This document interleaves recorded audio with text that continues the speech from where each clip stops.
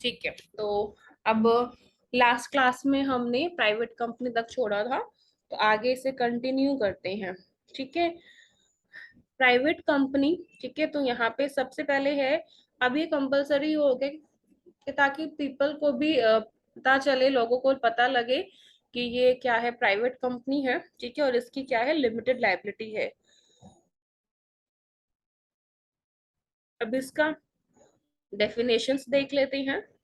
तो private company जो कि एक लॉफुल पर्पस के लिए फॉर्म्ड होती है, यानी कोई इलीगल एक्टिविटी के लिए फॉर्म नहीं होगी, दो या दो से ज्यादा पर्सन्स के लिए, और उन्हें इस एक्ट के अकॉर्डिंग जितनी भी उनकी रिक्वायरमेंट्स हैं उन्हें फुलफिल करना पड़ेगा।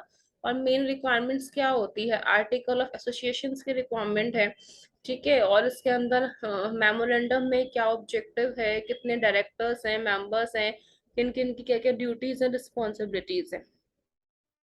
ठीक है। तो ओनली जो 2 मेंबर्स होते हैं वही प्राइवेट कंपनी में 2 डायरेक्टर्स हो सकते हैं।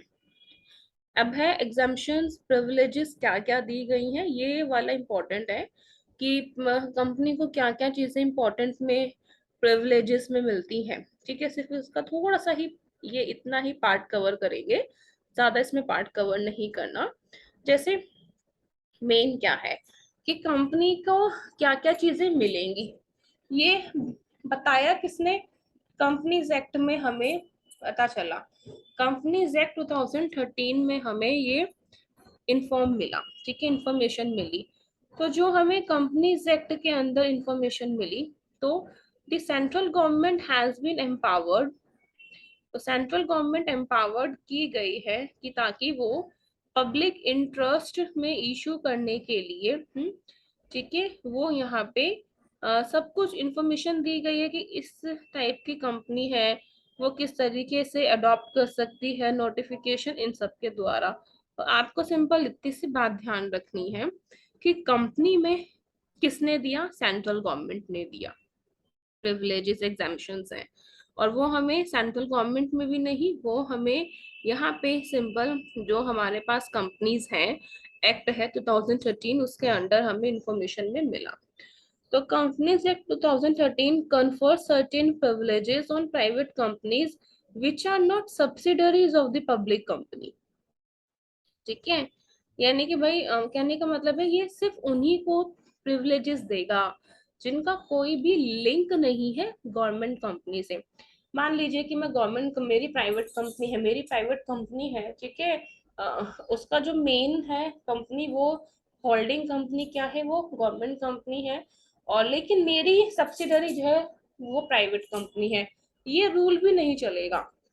बस ये आपको थोड़ा सा ध्यान रखना है कि जो भी प्रिविलेजेस है, जो भी एग्जामिशंस दी जाएंगी, वो सिर्फ और सिर्फ प्राइवेट कंपनीज के लिए ही एप्लीकेबल है।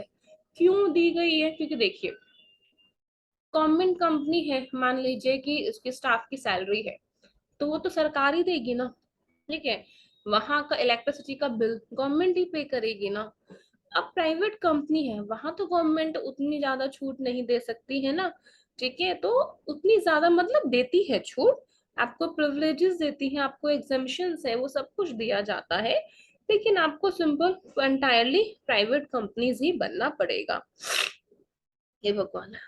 Then the basic rationale behind this is that since private companies are restrained from inviting capitals, obviously बहुत ज्यादा वो, क्योंकि भाई अब मेरी जो कंपनी है, भाई क्योंकि उसमें रिस्ट्रिक्शंस क्यों है, लिखा है ना कि जिस एक्ट के अकॉर्डिंगली कि आपकी जो पेड अप शेयर कैपिटल है वो आपकी स्पेसिफाइड होगी, आपकी क्या होगी, मिनिमम इतनी होगी, आपको अपने आर्टिकल्स में ये बताना पड़ेगा, आपको अपने सब कुछ ये डिस्क्लोज करना पड़ेगा। आप एंटायरली बार बार अपनी कैपिटल को, ठीक है, पब्लिक से इशू नहीं कर सकते।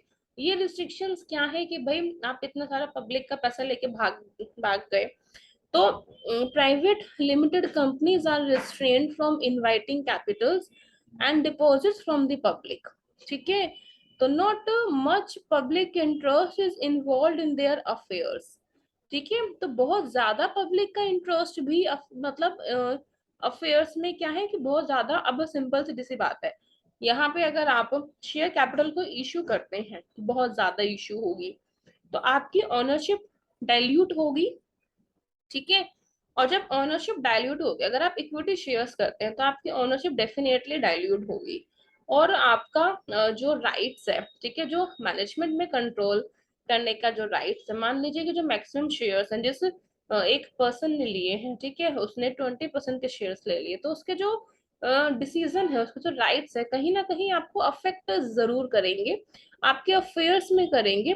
ठीक है। और दूसरा कि जो कंपनी है, ठीक है, कंपनी क्या करती है, वो तो चाहती है कि मान लीजिए कि कोई फ्रॉड कंपनी है, वो चाहती है कि मैक्सिमम कैपिटल को लेके वो क्या हो जाए, भाग जाए। ठीक है।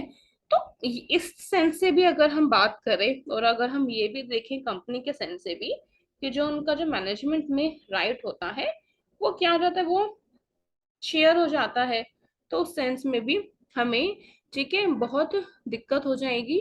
देन गवर्नमेंट ने सबसे अच्छा एक रास्ता निकाला कि बहुत सारे एग्जम्पशंस दिए गए हैं और बहुत सारी प्रिविलेजेस दी गई है। ठीक है। तो बहुत सारे एग्जम्पशंस हैं, प्रिविलेजेस हैं, इसके क्वेश्चंस ये नहीं आते एग्जाम में, बस वैसे ही आपको ध्यान रखना है, एग्जम्पशंस दी गई हैं, प्रिविलेजेस दिए गए हैं। ठीक है।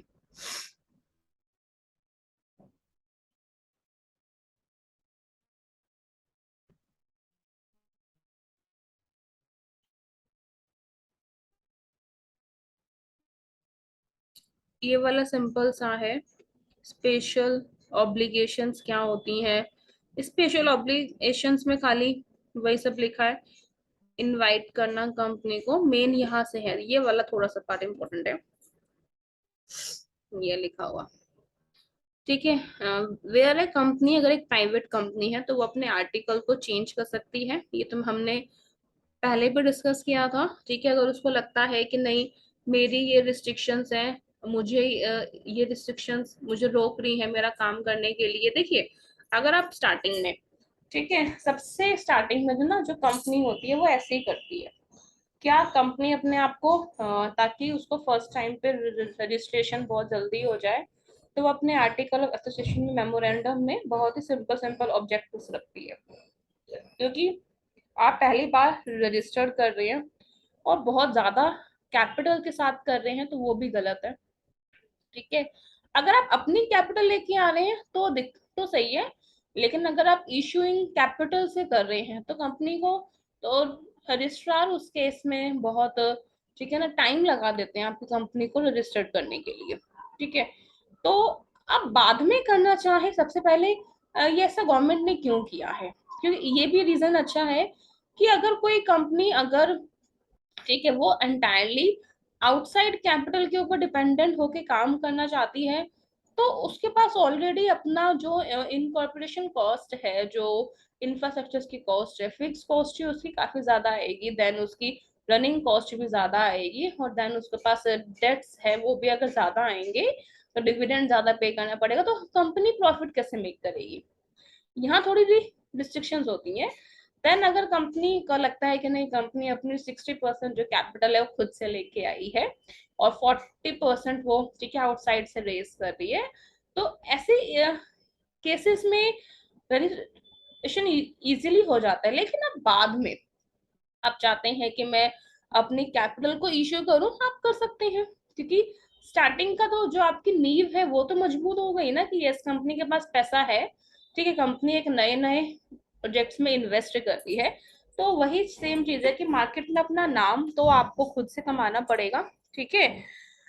जैसे जो जितनी हाई फाइल पे होता है उसकी जितनी सैलरी अच्छी है, तो मतलब बैंक वाले आपको लोन के लिए खुद कॉल करते हैं। ठीक है। मतलब जब ऐसे की जरूरत है, आपके पास जब खुद की जॉब नहीं है, तब आपको कोई लोन नहीं देगा।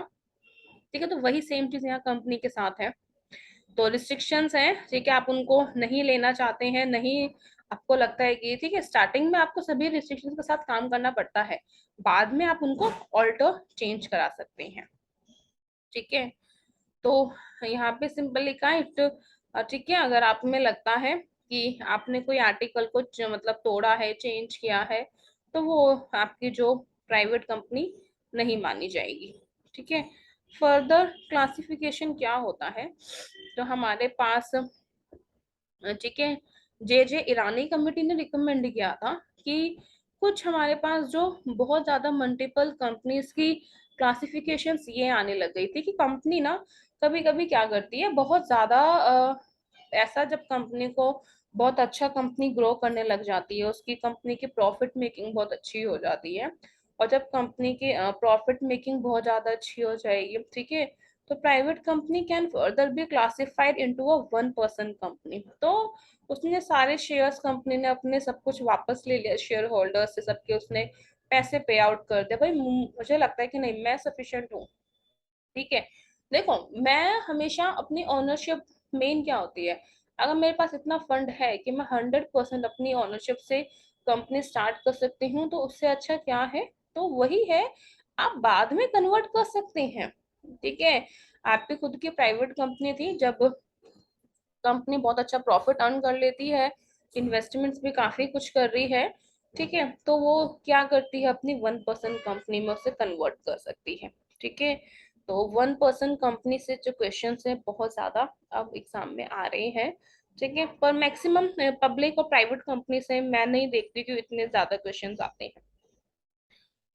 इसका मतलब हम ये कहेंगे कि जो 1% कंपनी है, अगर हम दूसरे एंगल से देखें कि सभी कुछ एक ही पर्सन कंपनी है, बहुत ब्रॉड लेवल पर है, और एक ही पर्सन सब कुछ मैनेज कर रहा है, मैनेजमेंट का काम भी, ठीक है, सब कुछ मैनेज कर रहा है, तो वो जो पर्सन है, ठीक है, तो उसकी जो कंपनी होगी वो बहुत ब्रॉड लेवल पे जा ही नहीं सकती।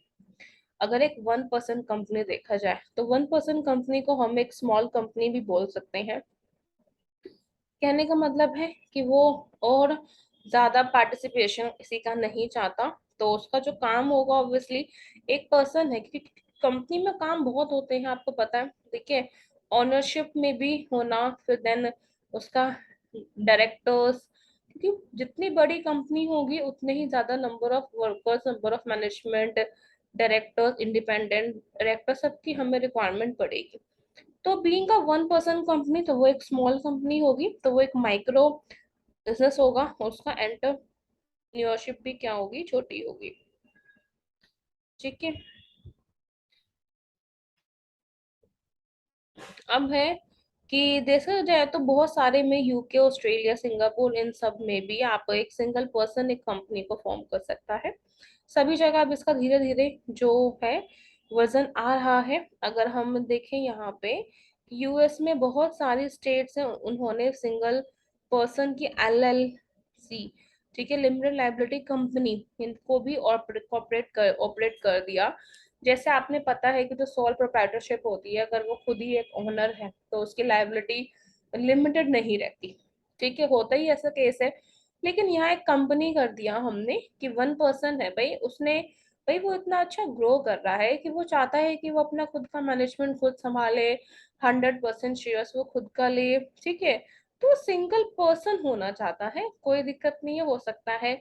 अब सिंगल पर्सन के केस में स्टार्टिंग में इशू ये हुआ था कि लायबिलिटी लिमिटेड करनी है या लायबिलिटी अनलिमिटेड करनी है, इट्स डिपेंड, उसके ऊपर डिपेंड है, ठीक है। सबसे अच्छा है कि लायबिलिटी अपनी लिमिटेड लेके चलिए, अगर कंपनी बाद में डूबती है तो वो अपना घर से लाने के लिए लायबल नहीं है, ठीक है। तो और मेन ना इसका ड्रॉबैक भी पता है क्या होता है, कि मुझे पता है कि 1% कंपनी है, अगर फ्रॉड होगा तो अ, फंसने वाला इंसान एक ही है, ठीक है, अगर वो भाग गया, ठीक है, या फिर वो फाइंड आउट नहीं हो पाया, तो भी इस चीज के लिए बहुत दिक्कत है, ठीक है। तो अच्छा है कि इसमें ना, इस कंपनी में, ठीक है, जो पब्लिक होती है वो बहुत ही कम इंटरेस्ट लेती है, पर ऐसा नहीं है कि अगर आपकी कंपनी बहुत अच्छे लेवल पे आप काम कर रहे हैं, ग्रो कर रहे हैं, तो ये कंपनी ग्रो नहीं कर सकती।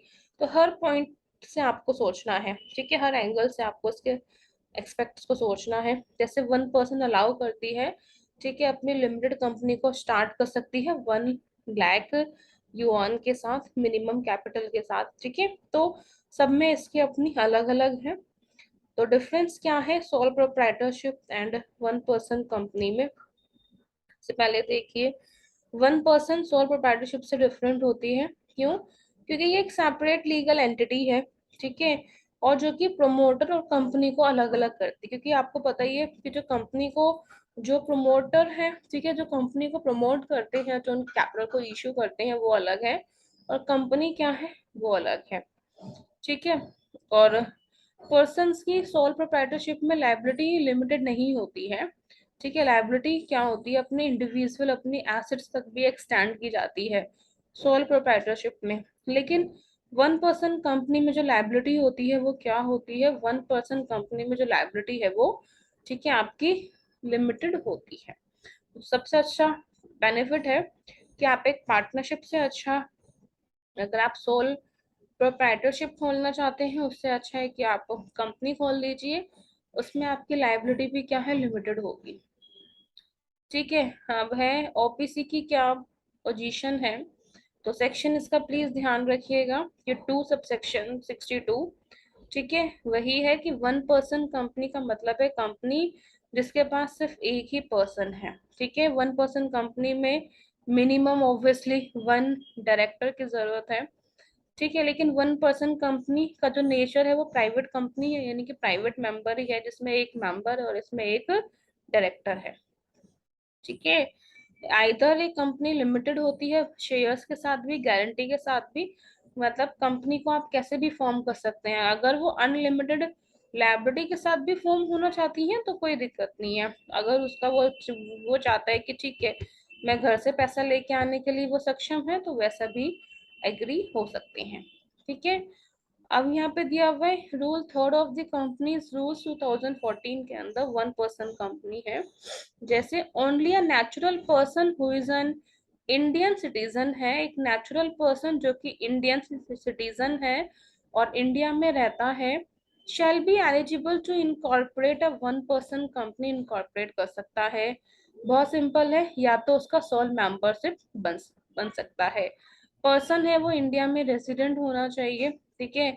182 डेज, वही वाली जो कंडीशंस है वो सब कुछ उसकी सेटिस्फाइड होगी, ठीक है। कोई भी माइनर होता है वो मेंबर नहीं बन सकता, बस इतना बात ध्यान रखिएगा।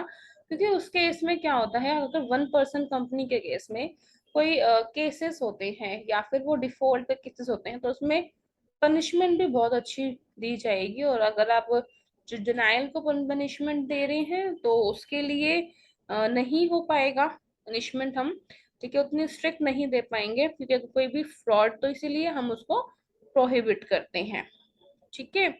और सच कंपनी है non banking financial investment activities नहीं कर सकते, क्योंकि नॉन बैंकिंग के लिए आपको मेंबरशिप्स की रिक्वायरमेंट, आपको पता है बैंकिंग बिजनेस में मेंबरशिप्स की रिक्वायरमेंट ज्यादा होती है, ठीक है, मिनिमम की।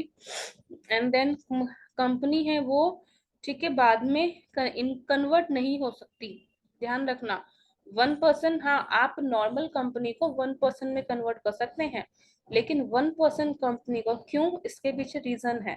क्योंकि जब डिफॉल्ट होते हैं तो सब सोचते हैं कि मैं, मेरे साथ साथ कोई और भी डूबे, क्योंकि अकाउंट्स की को चेंज करना, ठीक है, कोई इतनी बड़ी बात नहीं है, ठीक है, डिफॉल्ट।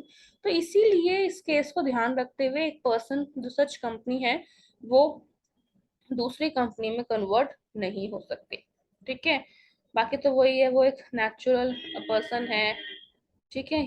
बाकी सारा पार्ट इसी है, contract by one person company contract भी कर सकती है, ठीक है।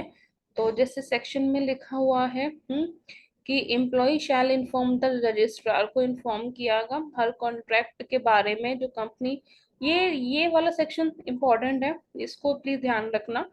क्योंकि क्या है, कंपनी क्या एक्ट कर रही है, कंपनी क्या एक्ट नहीं कर रही है। अगर मान लीजिए आपने सोचा कि ये छोटा सा बच्चा है, ठीक है, आज मैं इसे ना मार्केट में जाने देती हूँ, आपको मालूम है कि वो हमेशा अपनी मम्मी के साथ ही जाता है, लेकिन वो आपने ने देखा कि नहीं मैं ना इसके ऊपर निगरानी रखूंगी, ठीक है।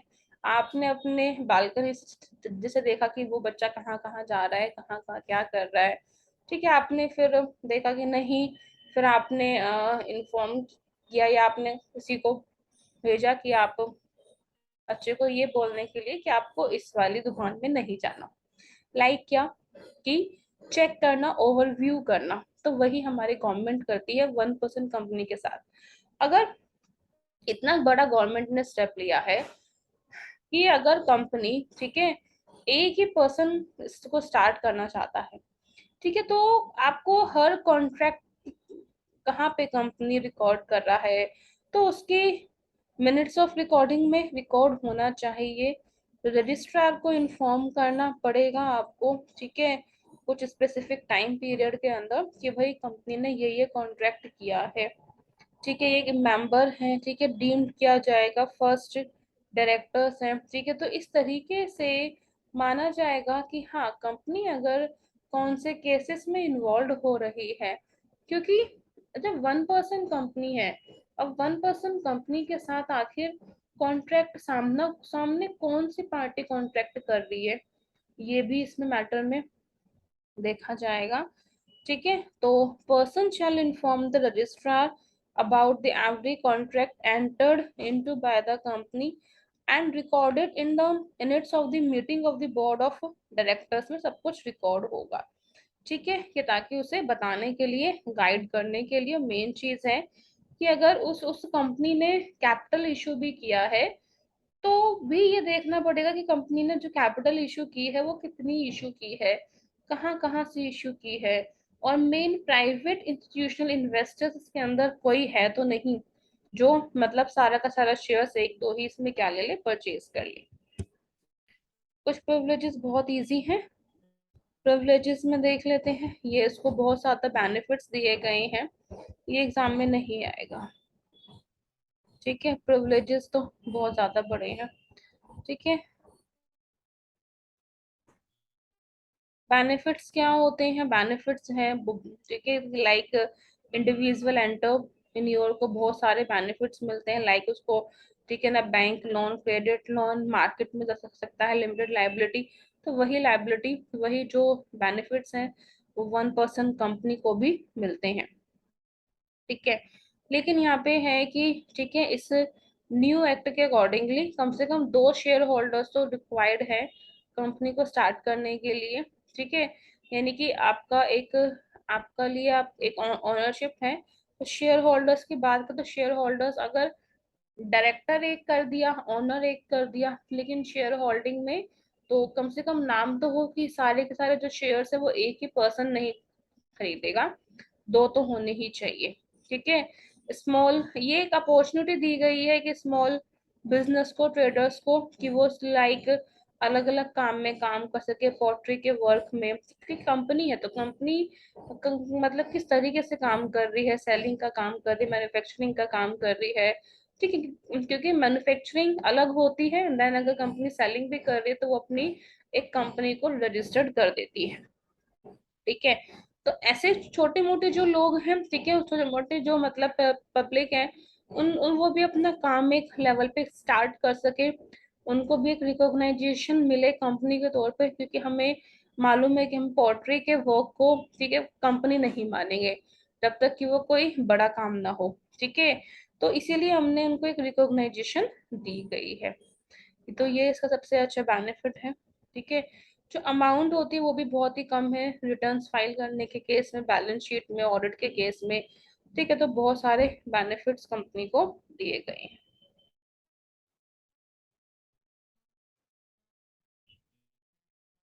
ठीक है।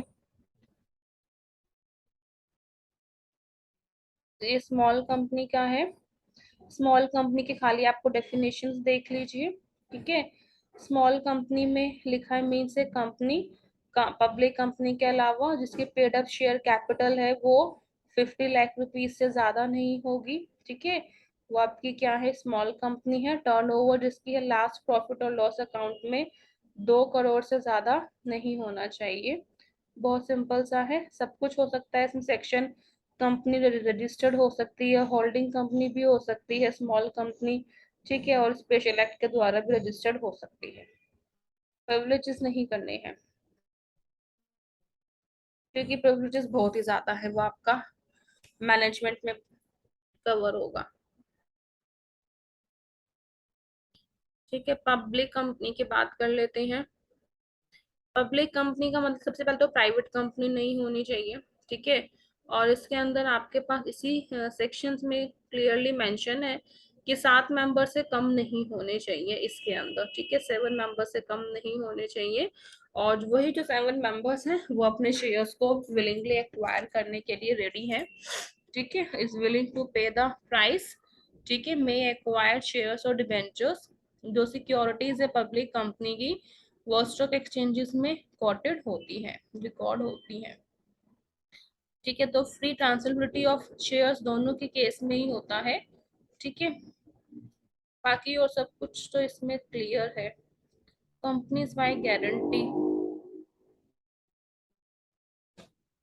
ठीक है, कुछ नहीं है,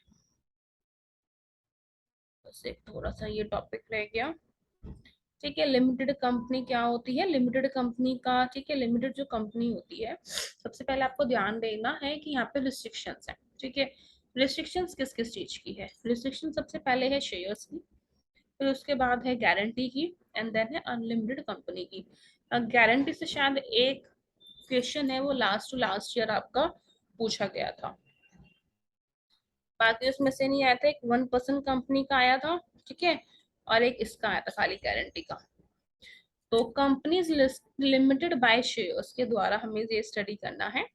company limited by shares means company जिनके liability of its member limited, simple सी जैसी बात है, शेयर्स हैं, ठीक है, भाई मेरे जो शेयर होल्डर्स हैं उनकी लायबिलिटी लिमिटेड है। क्योंकि क्या था, एक बार कंपनी ने क्या किया कि कंपनी ने कहा कि जितने भी शेयर होल्डर्स हैं वो ओनर तो है ही, और कंपनी ने शेयर होल्डर से फर्दर मनी की डिमांड की, तो उस चीज को यहाँ रोकने के लिए ये क्या आ गया, कंपनी लिमिटेड बाय शेयर्स, ठीक है। कंपनी ने जितने शेयर्स ऑथोराइज किए गए हैं उतने ही कंपनी को इशू करने होंगे, या उससे कम इशू करने पड़ते हैं। कभी कभी कंपनी अगर ऑथोराइज से भी ज्यादा या ऑथोराइज तक भी इशू करती है ना, उसके मार्केट में वैल्यू उतनी नहीं रहती। क्या माना जाएगा कि सारा का सारा जो कैपिटल है वो आउटसाइड से ही लेके कर रही है, आउटसाइड से ही लेके वो रन कर रही है, खुद से वो लेके रन नहीं कर रही है। उसने क्या इन्वेस्टमेंट की, उसने क्या वर्क किया, तो ये सब कुछ भी इंक्लूड नहीं होगा। हे भगवान, अरे ठीक है। तो क्या दिया हुआ है कि means a company having the liability of its members limited by the memorandum, ठीक है। तो if the his shares are fully paid, ठीक है, तो कंपनी तो उसको शेयर होल्डर्स को कुछ भी पे नहीं करना, जो अभी आपको उससे स्टार्टिंग में पॉइंट समझाया था, ठीक है। देखो इसमें ना एक्चुअल में आपको लगेगा कि बहुत सिंपल से टॉपिक है, कुछ कुछ टॉपिक्स पे ध्यान देना है, बाकी एंटायर टॉपिक बहुत सिंपल है कंपनीज एक्ट का, अगर हम लीगल एक्सपेक्ट से कवर करते हैं तो, ठीक है। तो अगर उसका जो शेयर्स हैं are fully paid up, he has nothing more to pay, but in the case of partly paid shares, partly paid shares के केस में unpaid portion is payable at any time during the existence of the company के existence के समय, ठीक है। मान लीजिए मैंने उसकी जो पेड अप फेस वैल्यू थी 10 रुपीज थी, तो मैंने 6 रुपए पे कर दिए थे, ठीक है, मेरी फाइनल कॉल के 4 रुपए रहते हैं, तो मैं 4 रुपए तक ही लायबल हूँ जितना मैंने शेयर्स परचेज किया है। तो कंपनी, ठीक है, उससे ज्यादा के लिए उन्हें लायबल नहीं कर सकती। तो बहुत सिंपल सा केस है, companies limited by shares. Next है कंपनीज लिमिटेड बाय गारंटी। भाई जैसे मान लीजिए कि ठीक है, अब भाई मेरे पास क्या है, आपको पता है कि जो मेंबर्स की है, मान लीजिए मैंने क्या किया, मैंने शेयर्स भी लिए थे, मैंने ना कंपनी की गारंटी दी थी। मान लीजिए कि मैंने कंपनी के 20 या 25% शेयर्स को मैं होल्ड कर रही हूँ, कंपनी को कहीं ना लोन लेना है, तो मैंने कंपनी की गारंटी दी, तो दैट इज में गारंटी जो मैंने दी है ना, मान लीजिए मैंने कंपनी ने 1 CR का लोन लिया, तो गारंटी मैंने उसकी दी। आपको पता है कि लोन के केस में गारंटर की रिक्वायरमेंट डेफिनेटली पड़ती है, या कहीं कंपनी ने कोई और वर्क किया उसमें कंपनी को गारंटी की रिक्वायरमेंट है, ठीक है, तब पड़ती है। तो liability of members to pay their guaranteed amount arise only when, ठीक है ना, कंपनीज, ठीक है, क्योंकि लाइबिलिटी की अमाउंट तभी अराइज होगी क्योंकि अब देखो मेन क्या होगा, बैंक सबसे पहले कंपनी को पकड़ेगा। कंपनी ने कहा कि मेरा तो भाई दिवालिया निकल गया, मैं तो बंद करने वाली हूँ। तो अब फिर कंपनी पकड़ेगा गारंटर को, तो मेरी जो लायबिलिटी है, जितने की मैंने लायबिलिटी दी है उतने तक ही मेरी कंपनी में लिमिट है। दैट्स इट, बहुत सिंपल है। ठीक है, और आपको ये सब कुछ चीजें डिस्क्लोज करनी पड़ेंगी। मेमोरेंडम ऑफ एसोसिएशन में आपको डिस्क्लोज करना पड़ेगा। हर गारंटी कंपनी है, ठीक है, कोई गारंटी कंपनी का सब कुछ डिस्क्लोज होगा। Must state that every member of the company undertakes to contribute to assets of the company in the events of being taken wound up and while he is a member for the payment of the debt के लिए ही वो होगा और liability के लिए। ठीक है, that's it. अगर वो जब तक उसका मेंबर है, और अगर वो उसका जब तक मेंबर नहीं है, उसने अपना जो पैसा था, जितना शेयर्स लिया था, ठीक है, अब कंपनी ने उसका शेयर्स वापस कर दिया, तो उसकी जो गारंटी होती है वो भी खत्म हो जाती है। ठीक है, अब आपकी नेक्स्ट होती है अनलिमिटेड कंपनी है। इसकी कोई भी लिमिट नहीं होती। ठीक है, मैक्सिमम लायबिलिटी जो होती है, ठीक है, वो आपको अपने घर के एसेट्स को भी लेके आना पड़ता है अपने ऑब्लिगेशंस को पे करने के लिए। ठीक है, और ये may not have the share capital, हो भी सकती है, नहीं भी हो सकती है। तो वो उसके लिए आपको रजिस्ट्रेशंस में, मेमोरेंडम में डिस्क्लोज करना पड़ता है। और ये एक अनलिमिटेड कंपनी है, इसके लिए आपको बताना होगा। ठीक है, एसोसिएशन नॉट फॉर प्रॉफिट, ये नहीं करना।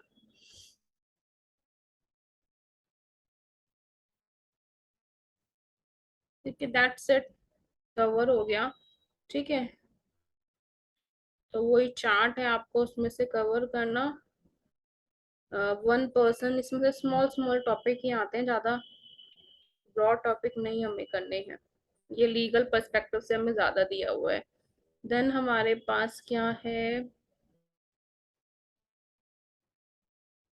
फॉर्मेशन हम स्टडी करेंगे। फॉर्मेशन कल हम करेंगे, फॉर्मेशन ऑफ कंपनी। ठीक है,